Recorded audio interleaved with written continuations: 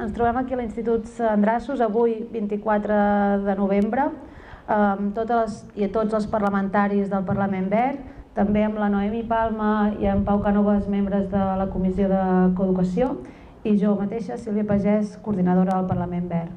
Doncs ens trobem aquí avui perquè demà, 25 de novembre, és el Dia Internacional per a l'Eliminació de les Violències contra les Dones. Desgraciadament, encara és necessari mantenir aquesta data, perquè, per exemple, aquest 2023, que encara no ha acabat, ja comptem amb 51 feminicidis en tot l'estat espanyol i amb 14 en els països catalans. El feminicidi és l'assassinat d'una dona pel simple fet de ser dona. Només és la punta de l'iceberg de moltes de les violències que patim les dones pel simple fet de ser dones.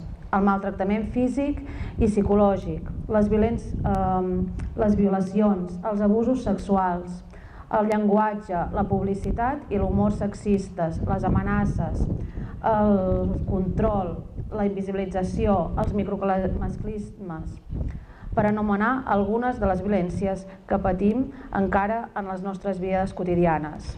L'apoderament, la visibilització i la formació estan produint canvis en la societat. Cal seguir treballant en aquesta línia i els centres educatius són espais imprescindibles per a aquesta tasca.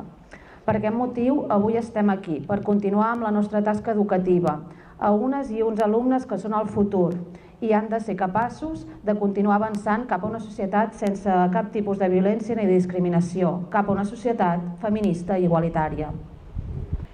De la mateixa manera que en els darrers anys, aquest curs també hem realitzat activitats a les tutories per contribuir a sensibilitzar sobre aquest tema.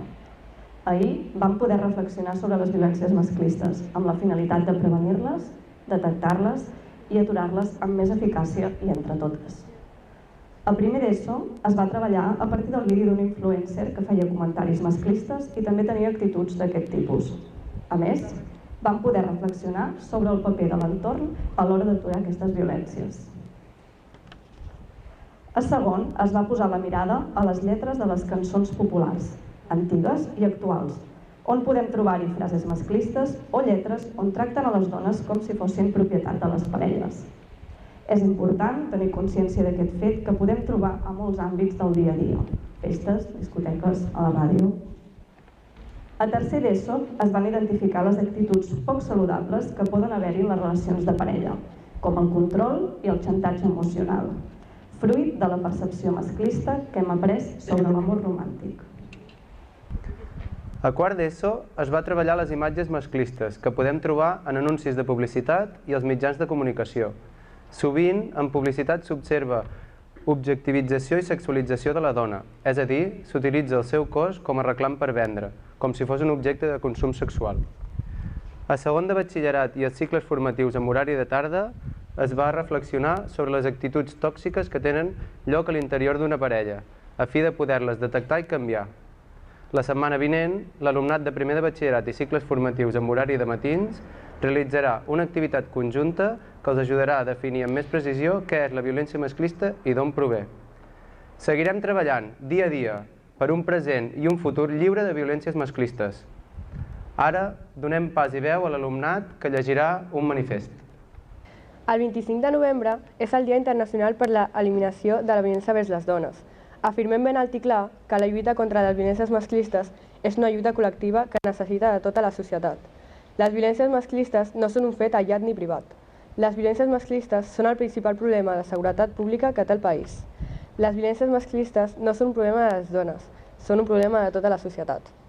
El feminisme sempre ha lluitat perquè les dones i els homes siguin iguals, tinguin els mateixos drets i les mateixes oportunitats en tots els camps de la vida. Amb la lluita feminista s'han aconseguit moltes fites. Les dones avui tenen dret al divorci, poden gestionar la seva pròpia economia i desenvolupen feines que abans només eren permeses als homes. Entre d'altres, però encara, queda molt per fer.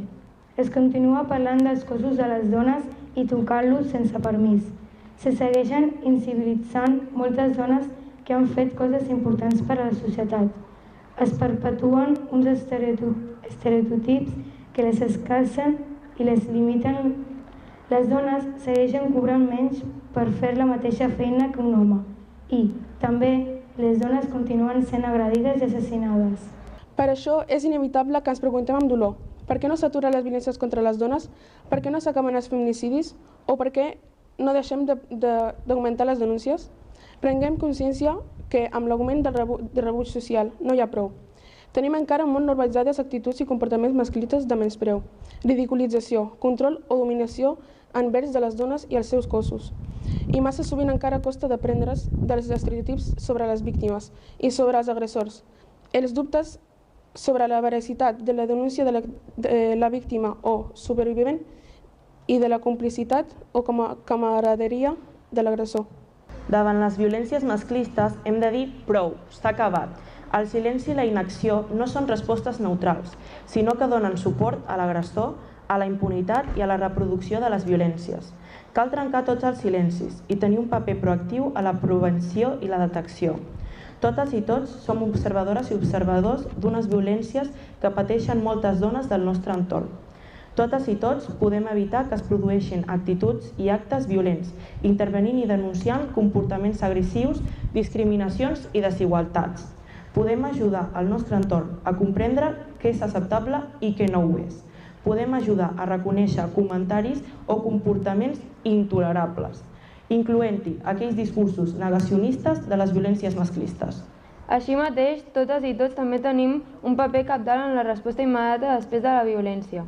Com a amiga o amic, familiar, company o companya de feina, veí o veïna, podem ajudar qui ho està patint a identificar els indicis de la violència patida o dels factors de risc per la seva vida. És especialment important donar-li suport emocional, ajudar-la a superar la por, l'aïllament, la vergonya o el sentiment de culpabilitat que pot provocar la violència viscuda, assegurant-li que no és culpa seva, que no està sola i que som al seu costat. Però per erradicar les violències masclistes és imprescindible la implicació de tothom. Cadascú i cadascuna de nosaltres podem ser agents de canvi. Aixequem totes les catifes, tanquem tots els silencis i tinguem totes les alertes activades per prevenir, detectar i reparar les violències contra les dones. Prenguem partit per aturar d'una vegada per totes la principal vulneració dels drets humans de les dones i per acabar amb el seu últim responsable, el patriarcat i la ideologia masclista que el sustenta. Les alumnes i els alumnes de l'Institut Sant Drassos ens estem formant per deixar de tenir actituds masclistes en la nostra vida quotidiana. Rebutgem totes les violències per les dones i serem ulls, orelles per detectar, assenyalar i denunciar qualsevol acte, actitud i comportament masclista. Gràcies.